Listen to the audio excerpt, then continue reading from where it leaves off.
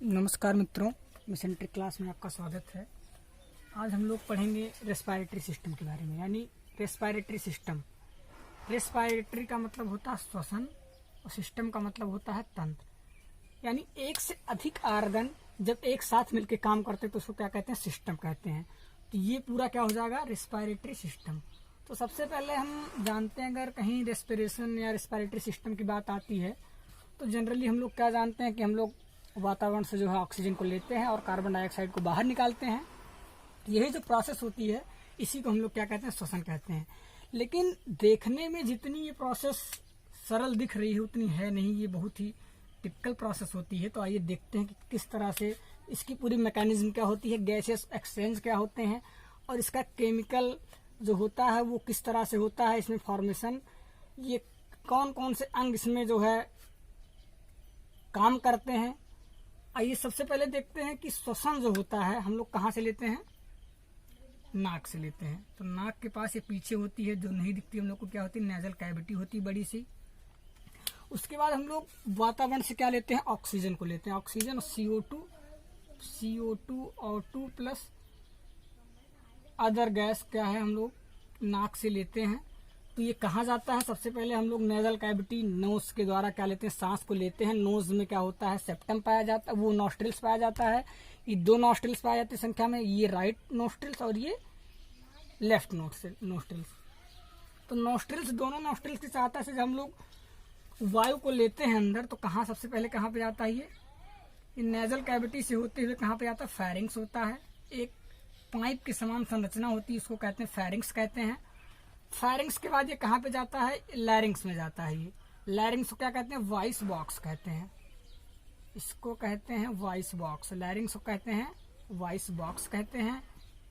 इसको फेरिंग्स को कहते हैं ग्रसनी और ट्रैकिया को क्या कहते हैं? Wind pipe. तो सबसे पहले हम लोग नोज से जब एयर को लेते हैं तो कहाँ जाता है? फेरिंग्स में जाता है। फेरिंग्स से कहाँ पे आता है? लैरिंग्स में आता है। लैरिंग्स में आने के बाद हवा जो होता है वो कहाँ जाता है? अपना ट्रैकिया में जाता है। और ट्रैकिया जो होती है ये एक खोखली पाइप होती है जो कहाँ से? लैरिंग्स से लेके लंग्स तक क्या होती है? निरंतर फैली रहती है। और ये अगर मान लीजिए कि अगर खाली नली होती तो ये क्या हो जाती है? जैसे कोई नली रहती है तो वो अगर उसमें हवा जाता है तो कभी कभी वो क्या होता है? कोलैप्स, यानी चिपक जाता है। ये नली है तो अगर ये चिपक जाती तो क्या होती? जो एयर है वो हमारे लंग्स तक नहीं पहुंच पाता और व्यक्ति की मृत्यु हो जाती। इसीलिए इसमें सी शेप्ड का ring like, incomplete ring like structure पाया जाता है, जो संख्या में कितना होता है? 16 से लेके 20 होता है। इसका मेन काम क्या होता है? कार्टिलेज का बना होता है। कार्टिलेज हम सभी लोग जानते हैं कार्टिलेज क्या होता है। कार्टिलेज को हिंदी में उपास्थि कहते हैं। ये कहाँ पे पाई जाती है? हमारी ये कान के पास जो होती है ना, ये ज्यादा हार्ड होती है ना ज्यादा सॉफ्ट होती है, इसको कहते हैं कार्टिलेज कहते हैं। तो कार्टिलेज का बना एक रिंग लाइक स्ट्रक्चर पाया जाता है, जो संख्या में कितना होता है? 16 से 20 होता है। इसका काम क्या होता है? इसका काम यही होता है कि ये ट्रैकिया को कोलैप्स होने से, यानी कोलैप्स होने से इसको बचाता है। अब यहाँ पे अपना क्या होता है? ईसोफेगस होता है। लैरिंग्स के पास ये एक दो रहती है, यहाँ पे ईसोफेगस रहता है। यहाँ से क्या होता है? भोजन जब हम करते हैं तो ये जाता है अपने स्टोमक में, और ये क्या रहता है? अगर हवा को लेते हैं कहाँ जाता है? ये ट्रैकिया के थ्रू विंड पाइप से होते हुए लंग्स में जाता है। अब देखते हैं कि यहाँ दोनों नली जो है ईसोफेगस और ट्रैकिया, इसको कहते हैं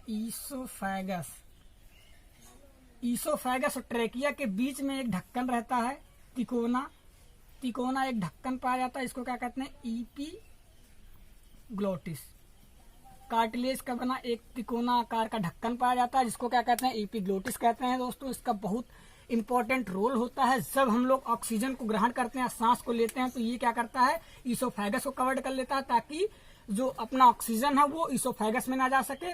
और जब हम भोजन करते हैं तब ये ट्रैकिया को कवर कर लेता है ताकि भोजन जो है वो अपने ट्रैकिया में ना जा सके, श्वास नली में ना जा सके। ये एपिग्लोटिस का काम जो होता है इतना होता है कि ये जब हम लोग सांस को लेते हैं तो ये ईसोफेगस को कवर कर लेता है, और जब हम लोग भोजन को करते हैं तो ये किसको कवर करता है? ट्रैकिया का करता है। तो इसमें बहुत से क्वेश्चन दोस्तों पूछे जाते हैं कि ईसोफेगस और ट्रैकिया के बीच के ढक्कन जो होता है उसको क्या कहते हैं। उसको कहते हैं दोस्तों ईसोफेगस कहते हैं। क्या कहते हैं? ईसोफेगस कहते हैं। अब ट्रैकिया में जो सी शेप्ड का रिंग लाइक इनकम्प्लीट स्ट्रक्चर होता है कार्टिलेज का, उसको क्या कहते हैं? वो संख्या में कितनी होती है रिंग लाइक स्ट्रक्चर? 16 से लेके 20 तक होती है। ऐसे होती है ये ring like structure, C shaped की होती है। ये कौन सी शेप की? सी शेप्ड की स्ट्रक्चर होता है। इनकम्प्लीट सी शेप्ड का स्ट्रक्चर होता है। ये संख्या में कितनी होती है? 16 से लेके 20 होती हैं। अब बात करते हैं कि अगर हम नेजल कैविटी से नोस्ट्रिल्स के द्वारा सांस को लेते हैं तो पहले कहाँ आता है? फेरिंग्स में आएगा। फेरिंग्स के बाद लैरिंग्स में आएगा। लैरिंग्स के बाद कहाँ पे आता है? ट्रैकिया में आता है। ट्रैकिया की जो ब्रांच होती है आगे चल के 2 शाखाओं में डिवाइड हो जाती है, जिसको लेफ्ट एंड राइट कहते हैं। अब ट्रेकिया का जो अगला पार्ट होता है ये आगे चल के और कई शाखाओं में डिवाइड होती हैं, इसको क्या कहते हैं? ब्रोनकाई कहते हैं। ब्रोनकाई आगे चल के और कई शाखाओं में डिवाइड होती है। ब्रोनकाई जो होता है सिंगुलर होता है और ये ब्रोनक्यूल्स जो होता है क्या होता है? प्लूरल होता है, यानी बहुवचन होता है। ब्रोनकाई जब आगे चल के कई शाखाओं में विभाजित होती है तो उसको क्या कहते हैं? ब्रोनक्यूल्स कहते हैं। और ब्रोनक्यूल्स जब आगे चल के अंगूर की तरह गुच्छेनुमा संरचना बनाती हैं तो उनको क्या कहते हैं? एल्वियोलाई कहते हैं। और इसके ठीक नीचे क्या प्रेजेंट रहता है? अपना डायफ्राम प्रेजेंट रहता है, जो कि हमारे श्वसन तंत्र में बहुत ही मुख्य भूमिका निभाता है। इसको आगे भी देखेंगे किस तरह से डायफ्राम जो है श्वसन की क्रिया को करने में जो है बहुत महत्वपूर्ण भूमिका निभाते हैं। और अपना डायफ्राम के जस्ट नीचे क्या प्रेजेंट होता है? लीवर प्रेजेंट होता है। क्या प्रेजेंट होता है? लीवर प्रेजेंट होता है। आइए पूरी मैकेनिज्म को एक बार फिर से समझते हैं कि नेजल कैविटी के द्वारा हम लोग क्या लेते हैं? ऑक्सीजन को जब वातावरण में जो विद्यमान होता है हवा उसको लेते हैं तो कहाँ जाता है? नोज के थ्रू। नोज में 2 नोस्ट्रिल्स पाए जाते हैं, लेफ्ट एंड राइट। यहाँ से कहाँ पे जाता है? ये फेरिंग्स में जाता है। और नोज में क्या पाए जाते हैं? अपने हेयर पाए जाते हैं। क्या पाए जाते हैं? हेयर इसलिए पाए जाते हैं क्योंकि जो हम सांस लेते हैं तो इसमें माइक्रो ऑर्गेनिज्म और धूल के कण होते हैं, वो हमारे लंग्स तक ना जा सकें और उनको कोई हानि ना पहुंचा सकें, इसलिए इसमें क्या पाए जाते हैं? हेयर पाए जाते हैं। हेयर जब हम सांस को लेते हैं तो हेयर में जो धूल के कण होते हैं चिपक जाते हैं। और नाक के अंदर जो होती है सेप्टम्स में क्या पाई जाती है? सीबेशियस ग्लैंड, यानी तैलीय जो होती है एक चिपचिपा सा पदार्थ पाया जाता है। जो कण हवा में नहीं फंसते हैं वो कहाँ फंसते हैं? जाके वो फंस जाते हैं। कहाँ पे जाके वो फंसते हैं? एक जो तैलीय सीबेशियस ग्लैंड के द्वारा जो एक तैलीय चिपचिपा द्रव का जो श्रावण होता है उसमें चिपक जाते हैं, ताकि जो हानिकारक हमारे शरीर हमारे लंग्स तक ना जा सके, उसको कोई दिक्कत ना पैदा कर सके। इसलिए इसमें हेयर और सीबेशियस ग्लैंड्स पाई जाती है जो कफ के द्वारा क्या है? बाहर निकलती है। अब कहाँ जाता है? हवा जब नोज से लेते हैं तो कहाँ? फेरिंग्स में जाएगा। फेरिंग्स के बाद कहाँ? लैरिंग्स के थ्रू होते हुए कहाँ पे जाता है? ट्रैकिया। ट्रैकिया एक खोखली पाइप के समान संरचना होती है जो निरंतर कहाँ से? लैरिंग्स से लेकर कहाँ तक? लंग्स तक क्या होती है? फैली होती है। और लंग्स जो होता है अपना 2 होता है, राइट लंग्स और दूसरा होता है लेफ्ट लंग। राइट लंग्स में क्या होते हैं? राइट लंग्स में क्या होते हैं? इसमें 3 लोब्स पाए जाते हैं, 1 2 3। जबकि लेफ्ट में कौन से कितने लोब्स पाए जाते हैं? 2 लोब्स पाए जाते हैं। कितने पाए जाते हैं? 2 लोब्स पाए जाते हैं।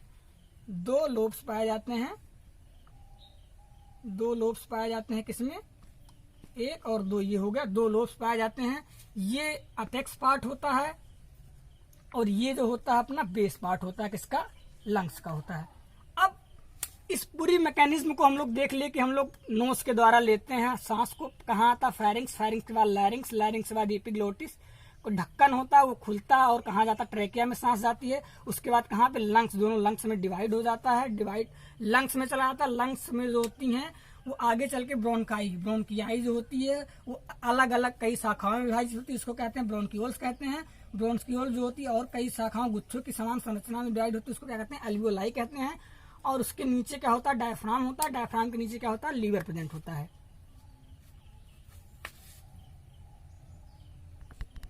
अब बात करते हैं कि रिस्पिरेशन क्या होता है। तो रिस्पिरेशन की सबसे पहले हम लोग देखते हैं डेफिनेशन।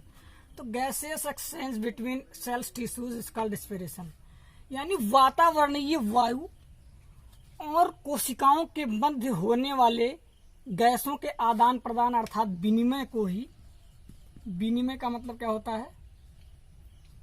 आदान प्रदान। आदान प्रदान यानी एक्सचेंज। एक्सचेंज किसका होगा?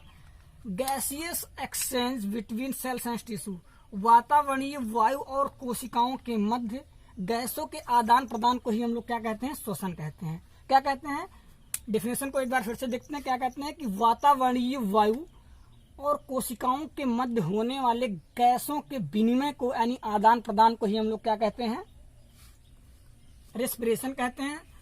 अब रेस्पिरेशन क्या होता है, मनुष्य जो होता है बिना भोजन के कुछ सप्ताह एवं बिना जल के जो होता है कुछ दिनों तक जीवित रह सकता है। लेकिन अगर व्यक्ति को 3 से 6 मिनट तक, कितना, 3 से 6 मिनट तक अगर उसकी वायु या श्वसन को बंद कर दिया जाए, श्वसन क्रिया अगर बंद कर दिया जाए तो उसकी क्या होगी, मृत्यु हो जाएगी।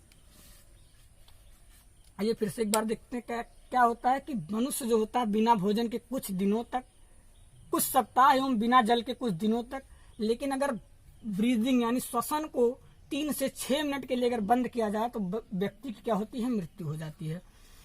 शरीर की कोशिकाओं अर्थात विशेषकर हृदय और मस्तिष्क की कोशिकाओं को जो होती है निरंतर ऑक्सीजन की आवश्यकता जो पूर्ति होती, सप्लाई होना बहुत आवश्यक है। नहीं तो ये क्या होती है, 3 से 6 मिनट तक अगर ऑक्सीजन की सप्लाई नहीं होगी तो ये जो टिश्यूज इनके होते हैं, कोशिकाएं होती हैं, ये क्या होती हैं, निष्क्रिय होने लगती हैं और व्यक्ति की क्या होती है, मृत्यु हो जाती है। अर्थात हम कह सकते हैं, वस्तुतः कह सकते हैं कि ऑक्सीजन ही या श्वसन ही क्या होता है, जीवन होता है।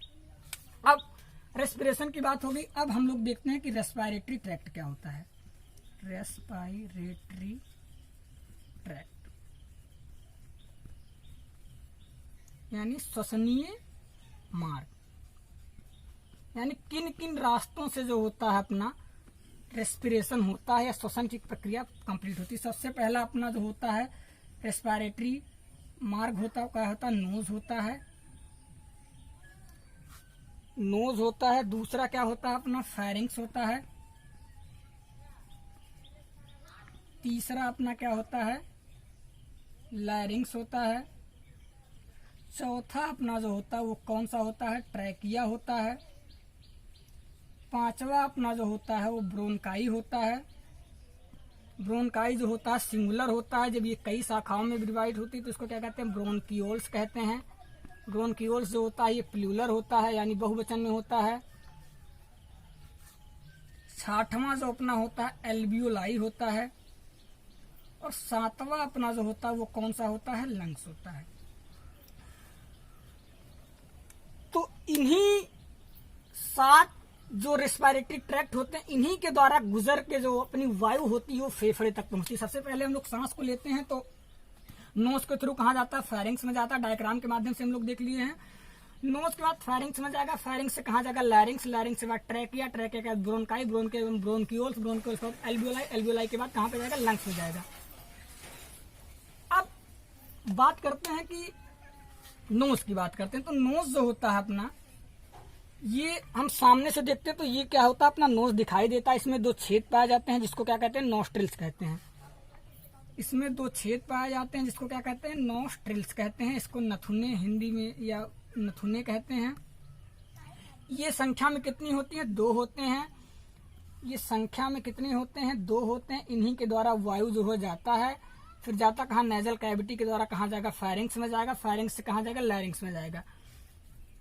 और इसमें क्या पाया जाता है, इसमें हेयर पाए जाते हैं। हेयर इसलिए पाए जाते हैं, हेयर का एक मुख्य काम ये होता है कि जब हम वातावरण से ऑक्सीजन को लेते हैं तो धूल के जो डस्ट पार्टिकल्स रहते हैं वो अंदर ना जा सकें, फॉरन बॉडी जो हमारी अंदर ना जा सके लंग्स तक, उसको कोई दिक्कत हानि ना पहुंचा सके, इसलिए क्या होते हैं, इसमें फंस जाते हैं। आगे चल के इसमें क्या पाई जाती है, सीबेशियस ग्लैंड पाई जाती है जो तरल के समान एक द्रव का श्रावण करती है, जो धूल के कण जिससे इसमें चिपक जाते हैं और ये यहीं रह जाते हैं। जो हम कभी छींकते खांसते हैं कफ के द्वारा क्या होता है, ये आउट हो जाते हैं।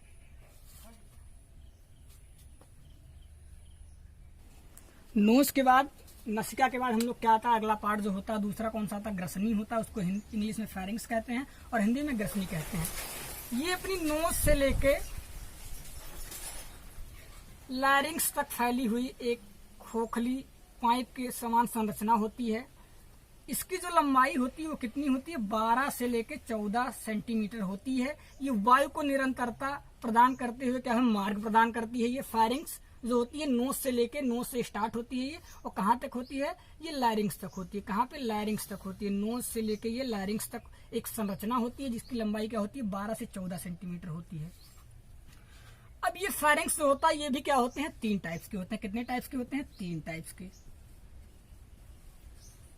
पहला होता है नेजोफेरिंग्स। कौन सा होता है, नेजोफेरिंग्स। दूसरा होता ओरोफेरिंग्स, और तीसरा होता है लैरिंजोफेरिंग्स। तो अगर पूछेगा कि फेरिंग्स के कितने पार्ट्स होते हैं, तो फेरिंग्स के 3 पार्ट्स होते हैं दोस्तों, नेजोफेरिंग्स, ओरोफेरिंग्स और लैरिंजोफेरिंग्स। कौन कौन से पार्ट होते हैं, जो फेरिंग्स होती है ये अपनी नाक, नसिका से लेके लैरिंग्स तक एक लंबी पाइप के समान संरचना होती है जो वायु को क्या है, मार्ग प्रदान करती है, और इसकी संख्या जो होती है वो 3 होती है। कौन कौन सा, नेजोफेरिंग्स, ओरोफेरिंग्स और लैरिंजोफेरिंग्स। अब बात करते हैं हम लोग फेरिंग्स के बाद जो नेक्स्ट ऑर्गन होता है वो होता है, वो क्या क्या होता है, फेरिंग्स होता है। अब फेरिंग्स के जो अब बात हम लोग किसकी करेंगे, जो नेक्स्ट होता है लैरिंग्स। तो लैरिंग्स जो होता है, फेरिंग्स से लेके ट्रैकिया तक फैली हुई एक संरचना होती है। इसको क्या कहते हैं, स्वर यंत्र भी कहते हैं। इसको क्या कहते हैं, फेरिंग्स को स्वर यंत्र भी कहते हैं। इसमें क्या पाई जाती हैं, वोकल कार्ड्स पाई जाती हैं इसमें। ये थायराइड जो होती है ये कार्टिलेज की बनी वोकल कार्ड्स होती हैं। इसको क्या कहते हैं, इसको कहते हैं स्वर रज्जु कहते हैं। इसको वोकल कार्ड्स को पाई जाती हैं, ये रिंग लाइक पाई जाती हैं। इन्हीं में क्या होता है, कंपन से जो होता है अपनी ध्वनि उत्पन्न होती है। ये वायु को मार्ग प्रदान करने के साथ साथ ये क्या होती है, स्वर यंत्र, यानी जो अपना स्वर होता है, जब बोलते हैं हम तो ये क्या होता है, वहीं से निकलता है। ये स्वर को जो है कंपन होता है, वोकल कार्ड्स पाए जाते हैं। वोकल कार्ड्स के द्वारा ही क्या होती है, अपनी वायु जो होती है निकलती है, आवाज जो है निकलता है। तो ये क्या होती है, लैरिंजोफेरिंग्स। लैरिंजोफेरिंग्स के लेके लैरिंजोफेरिंग्स से लेके ट्रैकिया तक फैली हुई पाइप के समान क्या होती है, संरचना होती है, जिसमें क्या पाए जाते हैं, वोकल कार्ड्स पाए जाते हैं। जो हमारे जो वोकल कार्ड्स में जो कंपन होता है तो इन्हीं के द्वारा क्या होती है, ध्वनि की जो है उत्पन्न होता है। ध्वनि की उत्पत्ति जो होती है वोकल कार्ड्स के द्वारा ही होती है। और इसी के नीचे पाया क्या जाता है, एपिग्लोटिस। एपिग्लोटिस के समान कार्टिलेज का बना तिकोना ढक्कन पाया जाता है, जिसको कहते हैं एपिग्लोटिस कहते हैं। इसका काम ये होता है कि यहीं से अपना क्या जगह रहता है, ईसोफेगस यानी आहार नाल, और ये क्या रहता है, विंड पाइप यानी ट्रैकिया। तो अब ये तिरछे आकार का एक क्या पाया जाता है, कार्टिलेज के बना एक ढक्कन पाया जाता है, जो क्या करता है, जब हम भोजन को करते हैं तो कहाँ पे जाता है, ये विंड पाइप को कवर्ड कर लेता है, यहाँ पे आ जाता है। तो इसको कवर्ड कर लेगा पूरी तरह से, ताकि जो है भोजन अपना ईसोफेगस में ना जा सके, और जब हम विंड पाइप में ना जा सके भोजन। और जब हम हवा को लेते हैं तो ये किसको कवर्ड करता है, ईसोफेगस को कवर्ड करता है, ताकि जो है अपना सांस जो है ईसोफेगस में ना जा सके। तो एपिग्लोटिस का इतना ही काम होता है कि जब हम भोजन को करते हैं तो ये क्या किसको कवर्ड करता है, विंड पाइप को यानी ट्रेकिया को कवर्ड करता है, ताकि जो है अपना जो भोजन है वो कहाँ पे ना जा सके, विंड पाइप यानी ट्रेकिया में ना जा सके। और जब हम खाना को खाते हैं तो भोजन को करते हैं तो ये कहाँ पे जाता है, विंड पाइप को जाता है। तो ये क्या कहेंगे, अगर क्वेश्चन पूछेगा कि एपिग्लोटिस जो होता है वो क्या होता है, तो एपिग्लोटिस जो होता है कार्टिलेज का बना एक तिकोने आकार का ढक्कन होता है, जो ईसोफेगस और विंड पाइप यानी ट्रेकिया को कवर करता है। तो अगर पूछेगा कि ट्रेकिया और ईसोफेगस के बीच के ढक्कन क्या कहते हैं, तो क्या कहेंगे, उसको एपिग्लोटिस कहेंगे। क्या कहेंगे, एपिग्लोटिस कहेंगे। अब जो अपना रेस्पिरेटरी ट्रैक्ट का अगला पार्ट होता है उसको क्या कहते हैं, ट्रैकिया कहते हैं।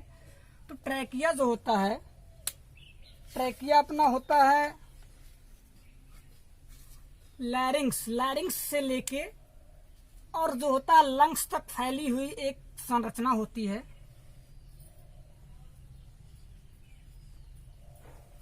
पाइप के समान एक संरचना होती है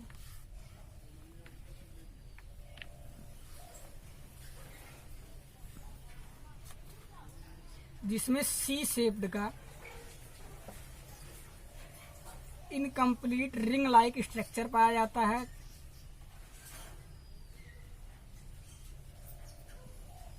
इनकम्प्लीट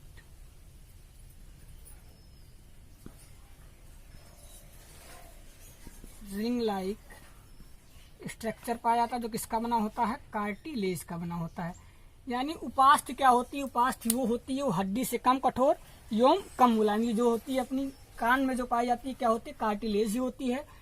तो जो ट्रैकिया की लंबाई होती है ये कहाँ से होती है, ये लैरिंक्स से लेके और जो होता है ये लंग्स तक अपनी फैली हुई एक नली होती है जो वायु को एक मार्ग प्रदान करती है। और इस पाइप जो होती है ये विंड पाइप के नाम से भी इसको जाना जाता है, इसको श्वसनीय मार्ग यानी हवा की नली के नाम से भी जाना जाता है। इसकी लंबाई जो होती है 12 सेंटीमीटर होती है। और ये पाइप जो है ये कोलैप्स ना होने पाए यानी आपस में चिपकने ना पाए, इसलिए इसमें क्या है, सी शेप्ड का, सी अंग्रेजी के सी आकार का इनकम्प्लीट रिंग के समान कार्टिलेज की बनी एक संरचना पाई जाती है इसमें, जिसकी संख्या कितनी होती है, जिसकी संख्या होती है 16 से लेके 20 होती है इसकी संख्या होती है। ये कहाँ पे जाता है, ये आगे चल के जो होता है लंग्स तक जाता है। ये फैली हुई संरचना होती है, इसको क्या कहते हैं, ट्रैकिया कहते हैं, जिसकी लंबाई 12 सेंटीमीटर होती है। और इस रिंग की जो संख्या कहीं पूछता है कि जो सी शेप्ड की रिंग लाइक स्ट्रक्चर होती है इनकम्प्लीट उस कार्टिलेज की बनी, उसकी संख्या कितनी होती है, तो ये 16 से लेके 20 तक इसकी जो होती है ये संख्या होती है 16 से लेके 20 तक होती है। और इसमें एक और चीज पाया जाता है, इसको कहते हैं गॉलब्लेट सेल। इसमें गॉबलेट सेल्स पाई जाती हैं जो क्या करती हैं, हमारे माइक्रो ऑर्गेनिज्म जो होते हैं उनका भक्षण करती हैं, उनसे क्या होती है, हमारे शरीर को जो होता है रक्षा प्रदान करती हैं। और ये जो बना होता है सी शेप्ड का कार्टिलेज लाइक स्ट्रक्चर, ये बना किससे होता है, फाइब्रो इलास्टिक कार्टिलेज का बना होता है। ये किसका बना होता है, फाइब्रो इलास्टिक कनेक्टिव टिश्यू का बना होता है। फाइब्रो इलास्टिक कनेक्टिव टिश्यू का बना होता है। फाइब्रो इलास्टिक यानी उसमें जो होता है वो फैलता रहता है, और कनेक्टिव यानी कनेक्ट करके रखता है। तो ये किससे बना होता है, जो सी शेप्ड का रिंग लाइक स्ट्रक्चर होता है इनकम्प्लीट, किसका, फाइब्रो इलास्टिक कनेक्टिव टिश्यू का बना होता है। जो अपना ट्रैकिया होती है इसकी लंबाई 12 सेंटीमीटर होती है, लैरिंक्स से लेके लंग्स तक फैली हुई एक खोखली पाइप के समान संरचना होती है जो वायु को क्या है, मार्ग प्रदान करती है। इसी से होकर अपनी क्या होती है, वायु जो है अपने लंग्स तक पहुंचती है। ट्रैकिया के आगे जो होता क्या होता है, ब्रोनकाई होता है। ब्रोनकाई क्या होता है, सिंगुलर होता है। ये होती है अपनी ब्रोनकाई होती है। जब ट्रैकिया आगे चलता है तो ये किसमें डिवाइड होता है, कि ब्रोनकाई में डिवाइड होता है। ब्रोनकाई जो होती हैं इसको कहते हैं ब्रोनकाई कहते हैं। ये आगे चल करके इसको कहते हैं श्वसनिया कहते हैं। ये आगे चल के जब और डिवाइड होती है आगे चल चल के तो इसको क्या कहते हैं, ब्रोनकियोल्स कहते हैं। जब आगे चल के ये कई शाखाओं में डिवाइड होती है तो इसको क्या कहते हैं, ब्रोनकियोल्स कहते हैं। छठवां जो होता है अपना ब्रोनकियोल्स होता है। ब्रोनकाई जो होता है वो क्या होता है, ट्रेकिया का एक पार्ट होता है, वो आगे चल करके अलग अलग शाखाओं में और कई शाखाओं में विभाजित होती चली जाती हैं तो इसको कहते हैं ब्रोनकाई कहते हैं। और जो अलग अलग शाखाओं में विभाजित होती है उसको क्या कहते हैं, ब्रोनकियोल्स कहते हैं। इन्हीं के द्वारा क्या होता है, अपना श्वसन की जो प्रक्रिया होती है इन्हीं से जो है कंप्लीट होती है। ये आगे चल के और गुच्छे के समान एक संरचना बनाती हैं, आगे चल चल के गुच्छे के समान एक संरचना बनाती हैं जिसको क्या कहते हैं, एल्वियोलाई, जिसको कहते हैं एल्वियोलाई कहते हैं। इसको हिंदी में क्या कहते हैं, वायु कोश कहते हैं। इन्हीं के द्वारा जो होता है अपना ऑक्सीजन होता है ये कहाँ पे जाता है, अपना सेल्स और टिश्यूज में जाता है। कहाँ पे जाता है, ये गुच्छे के समान, अंगूर के गुच्छे के समान जो संरचना होती है इसको क्या कहते हैं, एल्वियोलाई कहते हैं या वायु कोश कहते हैं। हम लोगों ने देखा कि सबसे पहला पार्ट जो होता है क्या होता है, नोज होता है। नोज के बाद दूसरा होता है लैरिंग्स, वो दूसरा पार्ट होता है फैरिंग्स। फैरिंग्स के बाद होता है अपना लैरिंग्स। लैरिंग्स के बाद ब्रोनकाई। ब्रोनकाई जो आगे चल के कई शाखाओं में, इस ब्रोनकाई जो होता है ये सिंगुलर होता है यानी एक होता है। और जो ब्रोनकियोल्स होता है ये क्या होता है, प्लूरल होता है। ये चल के अलग अलग कई शाखाओं में विभाजित, तो जिसको क्या कहते हैं, ब्रोनकियोल्स कहते हैं। ब्रोनकियोल्स जब आगे चल के कई और गुच्छों के समान, अंगूर के गुच्छों के समान एक जब गुच्छा बनाती है, संरचना बनाती है तो उसको क्या कहते हैं, एल्वियोलाई कहते हैं। एल्वियोलाई में ही तमाम प्रकार की कैपिलरीज ब्लड वेसल्स प्रेजेंट होती हैं, जिनके द्वारा क्या होता है वायु अपने लंग्स तक जाता है, वो सेल्स एंड टिश्यूज तक जाता है, जिससे हमारे पूरे शरीर को क्या है ऑक्सीजन की आपूर्ति होती है। अब बात करते हैं अगला पार्ट जो होता है रेस्पिरेटरी ट्रैक्ट का, वो कौन सा होता है? ब्रोंकाई, ब्रोंक्यूल्स, एल्वियोलाई के बाद जो अपना नेक्स्ट पार्ट होता है रेस्पिरेटरी ट्रैक्ट का 8वें नंबर का, वो कौन सा होता है? Nose, pharynx, larynx, bronchi, bronchioles, alveoli, और जो नेक्स्ट और सबसे इंपॉर्टेंट रेस्पिरेटरी ट्रैक्ट का है वो कौन सा होता है? लंग्स होता है। लंग्स होता है, इसको क्या कहते हैं? फेफड़े कहते हैं या फुसफुसिए।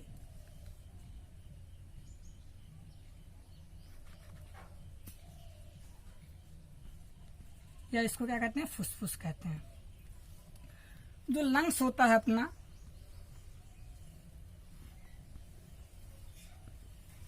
वो संख्या में कितने होते हैं? ये 2 होते हैं। Right lungs and left lungs, ये संख्या में कितने होते हैं? 2 होते हैं। अब बात करते हैं कि जो राइट लंग्स होता है, इसमें कितने लोब्स होते हैं? इसमें 3 लोब्स होते हैं। इसमें लोब की संख्या कितनी होती है? 3 होती है, 1 2 3। और जो इसमें लेफ्ट होता है उसमें कितने लोब्स होते हैं? उसमें होते हैं 2 लोब्स होते हैं। कौन कौन से? First and second. लेफ्ट में 2 लोब्स इसलिए होते हैं और राइट में 3 लोब्स, क्योंकि यहीं पे अपना क्या प्रेजेंट, ये जो स्थान होता है, ये खाली स्थान को क्या कहते हैं? मीडिया स्टर्नम, मीडिया स्टीनम कहते हैं। इसको क्या कहते हैं? खाली स्थान को पूछेगा। जो अपना लंग्स होता है कहाँ पे प्रेजेंट होता है? वो प्रेजेंट कहाँ पे होता है? थोरैसिक कैविटी में,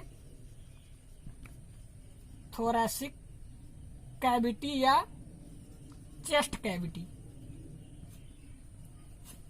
ये रिब्स से क्या होता है? घिरा होता है। ये रिब्स का जो केज होता है उसी में क्या होता है? ये घिरा रहता है। थोरैसिक कैविटी में अपना जो प्रेजेंट होता है, क्या अगर पूछेगा कि लंग्स कहाँ पे प्रेजेंट रहता है तो हम लोग क्या कहेंगे? थोरैसिक कैविटी, यानी थोरैसिक कैविटी या चेस्ट कैविटी कहाँ पे प्रेजेंट होता है? थोरैसिक कैविटी में। और जो लंग्स के बीच का जो खाली स्थान होता है उसको क्या कहते हैं? तो क्या कहते हैं? उसको मीडिया स्टर्नम कहते हैं। मीडिया स्टर्नम में ही अपना क्या प्रेजेंट रहता है? हार्ट प्रेजेंट रहता है। इसीलिए लेफ्ट साइड अपना हार्ट प्रेजेंट रहता है। इसलिए जो लंग्स के जो लेफ्ट लंग होता है उसमें क्या होता है? 2 लोब्स पाए जाते हैं, और राइट लंग्स में क्या होता है? 3 लोब्स पाए जाते हैं। अब ये क्या होता है? लंग्स अपना जो होता है ये एक पेशीय जो होता है आर्गन होता है। खोखला जो होता है एक आर्गन होता है। संख्या में 2 होता है, राइट और लेफ्ट। राइट में जो होता है अपना कितना लोब्स होता है? 3 लोब्स पाए जाते हैं इसमें। और लेफ्ट में कितने लोब्स होते हैं? 2 लोब्स पाए जाते हैं। इसके खाली स्थान को क्या कहते हैं? इसको खाली स्थान को मीडिया स्टर्नम कहते हैं। यहीं पे अपना क्या प्रेजेंट रहता है? हार्ट प्रेजेंट रहता है। ये किसके मध्य रहता है? ये रिब केज। रिब केज में क्या रहता है? अपना रिब्स जो होती हैं पसलियों के बीच में जो होता है अपना लंग्स प्रेजेंट होता है। और ये कौन सी कैविटी में प्रेजेंट होता है? ये प्रेजेंट कौन से होता है? थोरैसिक कैविटी में प्रेजेंट होता है। कौन से कैविटी में? Thoracic cavity. लंग्स जो होता है वो रेस्पिरेटरी यानी श्वसनीय का जो होता है स्पंजी और मुख्य ऑर्गन होता है। स्पंजी होता है, ये स्पंज के समान होता है, जिसमें क्या होती है? वायु भरती है। और ये क्या होता है? फूलता है और सिकुड़ता रहता है। स्पंजी ऑर्गन होता है ये, स्पंजी ऑर्गन होता है ये। और इसकी जो परत होती है दोहरी परत की संरचना पाई जाती है, जिसको क्या कहते हैं? प्लूरा कहते हैं। क्या कहते हैं? प्लूरा, प्लूरा कहते हैं। और इस कैविटी के बीच के जो स्थान होती है इसको क्या कहते हैं? इसके स्थान में जो एक स्थान होता है उसको क्या कहते हैं? खाली स्थान जो होता है। दोनों जो डबल लाइक सीरस मेम्ब्रेन की जो होती है स्ट्रक्चर पाई जाती है, इसमें क्या रहता है? सीरस फ्लूइड भरा रहता है। इसमें क्या रहता है? सीरस फ्लूइड भरा रहता है। और इसके जो कैविटी होती है उसको क्या कहते हैं? प्लूरल कैविटी कहते हैं। ये खाली स्थान को क्या कहते हैं? प्लूरा कहते हैं। प्लूरल कैविटी जो होता है इसमें क्या होता है? सीरस मेम्ब्रेन भरी होती है, ताकि जो होता है ये नम बनाए रखते हैं। और ये जो होता है कोई हानि ना पहुंचे, इसलिए क्या होती है इसमें डबल लाइक सीरस मेम्ब्रेन की स्ट्रक्चर पाई, इसको क्या कहते हैं प्लूरा कहते हैं। एक जो लेयर होती है उसको क्या कहते हैं विसरल, और दूसरा जो लेयर होती है उसको क्या कहते हैं पैराइटल।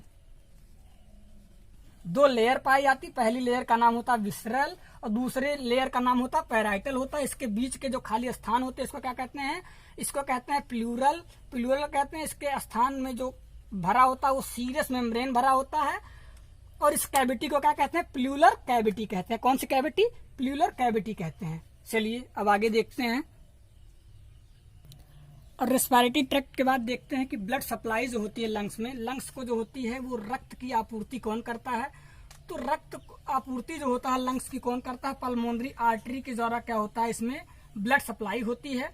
जो पहले क्या आती है राइट वेंट्रिकल में आती है, यहाँ पे क्या आता है डीऑक्सीजनेटेड यानी ऑक्सीजन रहित रक्त आता है, जो आगे चल के कई ब्रोंकल्स में डिवाइड होता है, ये कई शाखाओं में आगे विभाजित होता चला जाता है। तो पहले हम लोग देखते हैं कि ब्लड सप्लाई जो होती है यानी रक्त की पूर्ति जो होती है फेफड़े में कहाँ से होती है, तो पल्मोनरी आर्टरी के द्वारा होती है।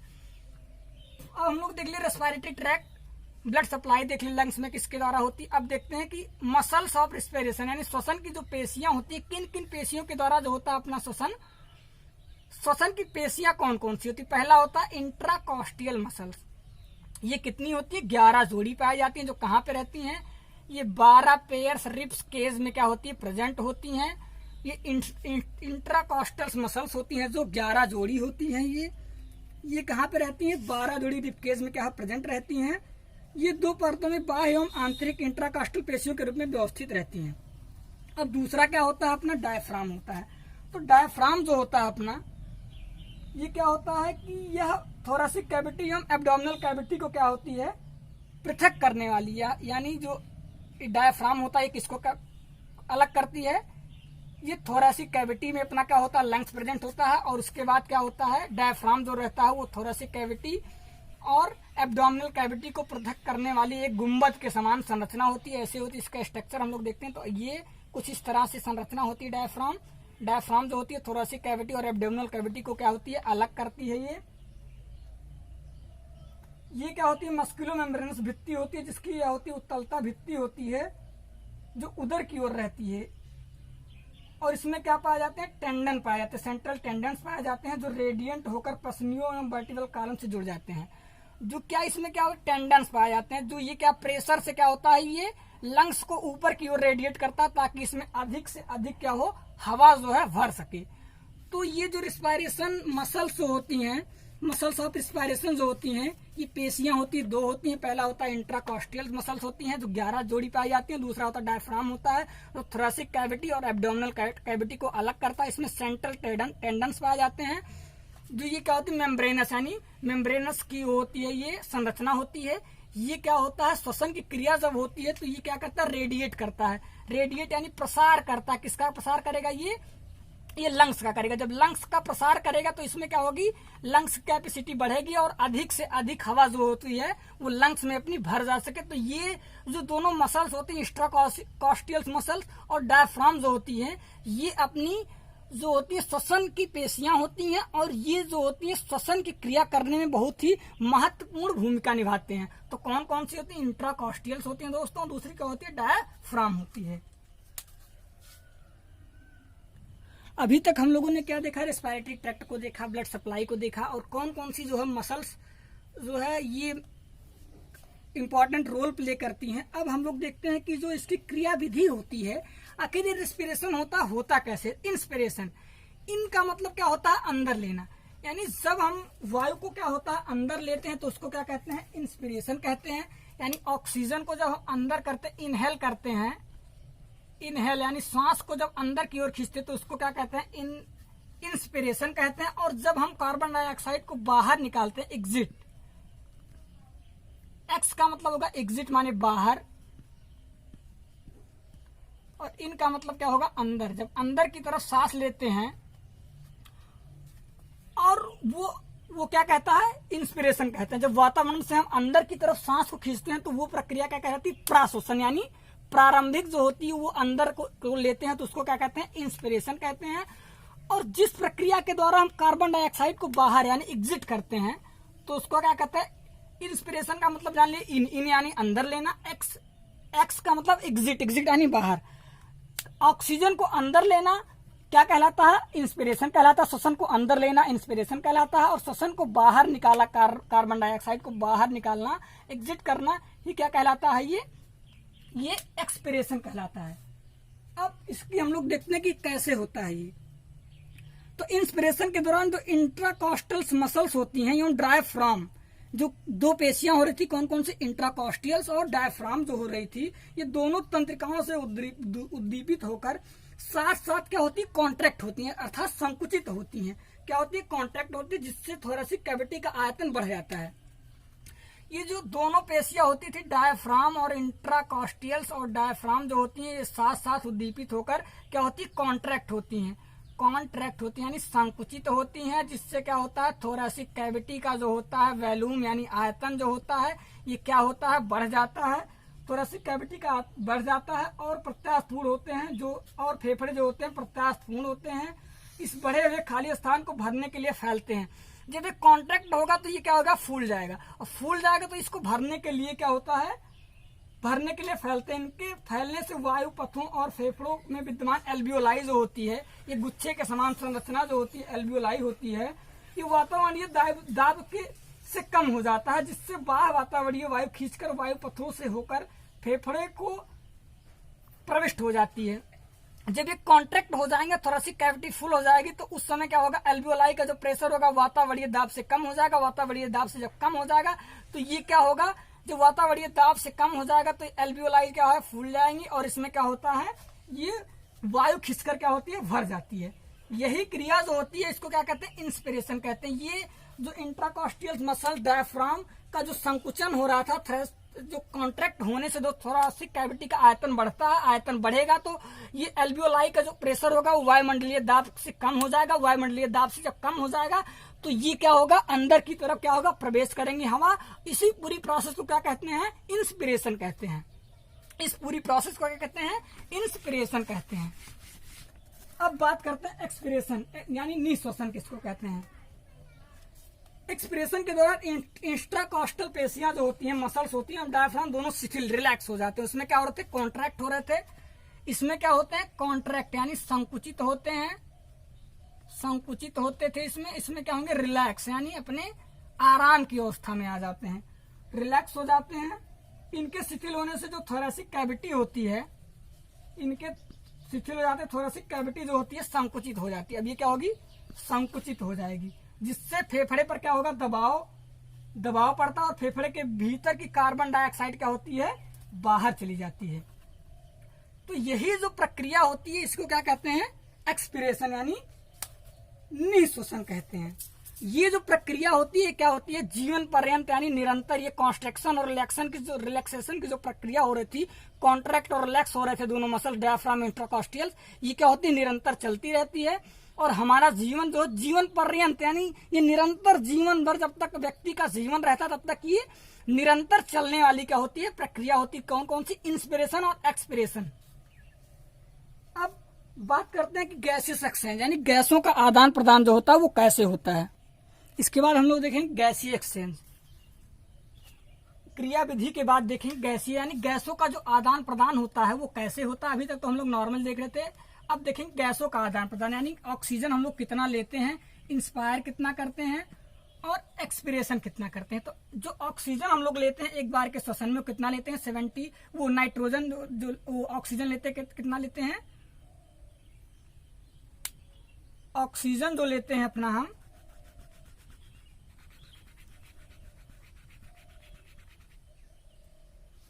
ऑक्सीजन जो होता है अपना लेते हैं हम 79% नाइट्रोजन लेते हैं, 0.04% क्या लेते हैं? कार्बन डाइऑक्साइड लेते हैं, और 21% अपना ऑक्सीजन लेते हैं।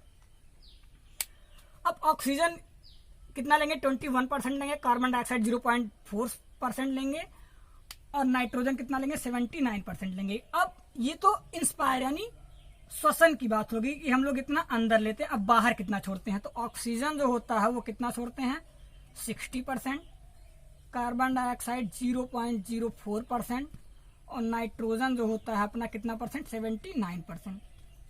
यानी हम ऑक्सीजन लिए कितना 21%, यानी 21% हम लोग ऑक्सीजन को इंस्पायर अंदर की ओर लेते हैं और छोड़ते कितना है 16%। यानी जो 5% ये ऑक्सीजन जो बची हुई मात्रा आती है, बाकी कार्बन डाइऑक्साइड 0.4% लेते हैं, तो उतना ही हम लोग क्या बाहर भी छोड़ देते हैं। और नाइट्रोजन 79% लेते हैं, उसको भी उतना ही हम लोग क्या है बाहर छोड़ देते हैं।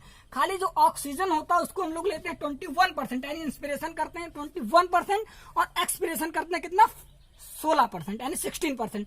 ये 5% जो होता है ये क्या होती है कंज्यूम कर लेता है अपना लंग्स। तो यही जो होता है ये 5% का जो होता है यही हम लोग क्या है ये आदान प्रदान जो होता है गैसों का यही करते हैं। ये गैसों का आदान प्रदान जो होता है 1 मिनट में एक बार में ली गई वायु तथा छोड़ी गई वायु को ही हम लोग क्या कहते हैं श्वसन कहते हैं। अब हम बात करेंगे रेस्पिरेशन रेट यानी श्वसन दर।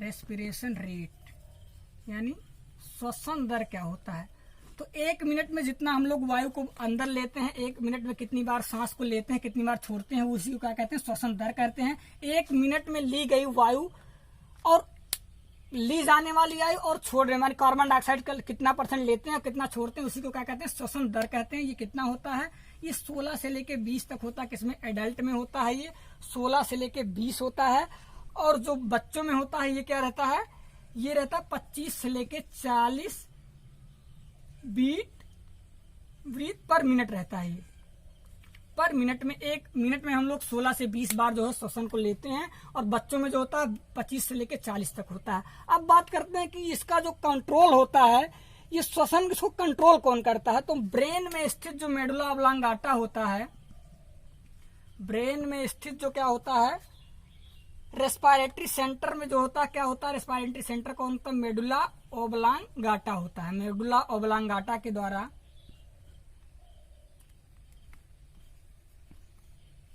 मेडुला ऑब्लांगाटा के द्वारा जो होता है इसका क्या होता है ये नियंत्रण होता है। जो रिस्पिरेशन रेट जो होती है वयस्कों में होती है 16 से 20 होती है, बच्चों में होता है 25 से 40 होती है, और जो इसका कंट्रोल जो होता है वो ब्रेन में स्थित जो रेस्पिरेटरी सेंटर होता है वो कौन सा होता है मेडुला ऑब्लांगाटा होता है। इसी के द्वारा इसका क्या होता है कंट्रोल होता है।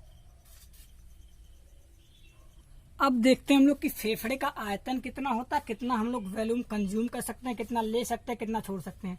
तो टाइडल वॉल्यूम जो होता है वो 500 ml हम लोग ले सकते हैं स्त्री और पुरुष में। इंस्पायरेटरी रिजर्व वॉल्यूम यानी अंदर जो हम लोग लेते हैं सांस, वो लोग कितना ले सकते हैं, वो कितना ले सकते हैं 3100 ml जो होता है पुरुषों में लेने की क्षमता होती है, 1900 ml जो होती है वो फीमेल में लेने की क्षमता होती है। एक्सपायरेटरी रिजर्व वॉल्यूम जो होता है 1200 ml होता है पुरुषों में और 700 ml होता है स्त्रियों में। रेसिडुअल वॉल्यूम जो होता है 1200 ml होता है पुरुषों में और 1100 ml होता है स्त्रियों में। इंस्पायरेटरी कैपेसिटी जो होती है वो 3600 ml का होता है पुरुषों में होता है, 2400 ml का होगा स्त्रियों में होगा। फंक्शनल रेसिडुअल कैपेसिटी जो होती है वो 2400 ml किसमें होती है मेल में होगी यानी पुरुषों में, और 1800 ml कितनी होगी किसमें होगी फीमेल्स में होगी। और टोटल लंग कैपेसिटी जो होती है वो कितनी 6000 ml होती है पुरुषों में और 4200 ml होती है स्त्रियों में। जो वाइटल कैपेसिटी होती है लंग्स की वो कितनी होती है 4800 ml होती है मेल में और 4200 ml जो होती है फीमेल में होती है। अब बात करते हैं कि टाइडल वॉल्यूम क्या होता है। तो टाइडल वॉल्यूम वह वॉल्यूम होता है, यह वायु की वह मात्रा होती है जो सामान्य शांत श्वसन के दौरान इंस्पायर और इनहेल यानी इंस्पायर एक श्वसन जो होता है नॉर्मली जो हम लोग लेते हैं, नॉर्मल अवस्था से हम लोग सांस को लेते हैं तो एक बार में कितना वायु हम लोग अंदर लेते हैं और कितना वायु को बाहर निकालते हैं, वही जो होता है वायु की मात्रा होती है उसी को क्या कहते हैं टाइडल वॉल्यूम कहते हैं। इसकी जो क्षमता होती है कितनी होती है ये होती है 500 ml होती है। अब बात कर रहा है इंस्पायरेटरी रिजर्व वॉल्यूम। तो इंस्पायरेटरी वायु की वह मात्रा होती है जो बलपूर्वक दीर्घ प्रश्वास यानी अंदर ले ली जाती है सामान्य से अधिक होती है। ये जो बलपूर्वक यानी जो हम बहुत तेजी से सांस को लेते हैं तो वो उसकी क्षमता जो होती है अंदर लेने की कितनी होती है 3100 ml होती है पुरुषों में, और जो होती है स्त्रियों में वो कितनी होगी 1900 ml होगी स्त्रियों में। एक्सपायरेटरी रिजर्व यानी हम जब बहुत तेज से निकालते हैं सांस को तो वो जो क्षमता होती है वो कितना होती है 1200 ml जो होती है। रिजर्व एक्सपायरेटरी रिजर्व वॉल्यूम जो होता है वो 1200 ml किसमें होती है पुरुषों में होती है, 700 ml जो होती है स्त्रियों में होती है। अब बात कर रहा है रेसिडुअल वॉल्यूम। रेसिडुअल जो वॉल्यूम होता है वो वायु की वह मात्रा होती है जो गहरे से गहरे श्वास के बाद भी शेष रह जाती है। ये रेसिडुअल वॉल्यूम या हम कितनी भी तेज से अगर सांस को छोड़ दें या अंदर ले लें, उसके बाद भी इतनी मात्रा यानी 1200 ml पुरुषों में और 1100 ml जो होती है स्त्रियों में, इतनी जो वायु रहती है वो कंज्यूम रहती है। किसमें रहती है? वो कंज्यूम रही, चाहे कितना भी तेजी से हम लोग सांस को अंदर छोड़ दें या कितना भी, उस जो शेष वायु रहती है वो कितना रहती है? वो 1200 ml रहती है। अब बात कर रहा है इंस्पायरेटरी कैपेसिटी जो होती है, यह वायु की वह क्षमता होती है जिससे व्यक्ति अंदर ले सकता है। यानी ये वायु की उतनी क्षमता होती है, अंदर लेने की वह क्षमता होती है जितना वो एक बार में ले सकता है। वो कितना होता है? 3600 ml होगा पुरुषों में और 2400 ml होता है स्त्रियों में। अब फंक्शनल रेसिडुअल कैपेसिटी क्या होती है? तो यह वायु की वह मात्रा होती है जो सामान्य निःश्वसन यानी छोड़ने के उपरांत फेफड़ों में रह जाती है। ये जो हम छोड़ते हैं उसके बाद भी जो हमारी ये वायु रहती है, स्टोर रहती है, उसको क्या कहते हैं? रेसिडुअल, फंक्शनल रेसिडुअल कैपेसिटी होती है। वो 2400 ml होती है पुरुषों में और 1800 ml होती है स्त्रियों में। अब टोटल लंग कैपेसिटी यानी कितनी जो होता है वो एक बार में अपना कंज्यूम कर सकता है वो लंग्स, इसकी कैपेसिटी कितनी होती है? तो 6000 ml होता है पुरुषों में इसकी क्षमता, 4200 ml होती है ये स्त्रियों में इसकी क्षमता। इतना कंज्यूम कर सकता है हार्ट एयर को। अब वाइटल कैपेसिटी, फेफड़े की प्राणभूत वायु क्षमता का आयतन प्रश्वसित यानी इंस्पिरेशन वायु या टाइडल बलून में निश्वसित वायु के कुल योग के बराबर होता है। यह वायु वह अधिकतम मात्रा होती है जिसे व्यक्ति अधिकतम गहरी सांस लेने के पश्चात फेफड़ों से बाहर निकाल सकता है। ये वह वायु होती है कि जो एक बहुत गहरी सांस लेने के बाद जो होता है हम लोग, ये जो सांस होती है ये पूरी मात्रा होती है, ये होती है वाइटल कैपेसिटी होती है। कितना होती है? 4800 ml होती है पुरुषों में, 4200 ml जो होती है वो क्या होती है? स्त्रियों में होती है।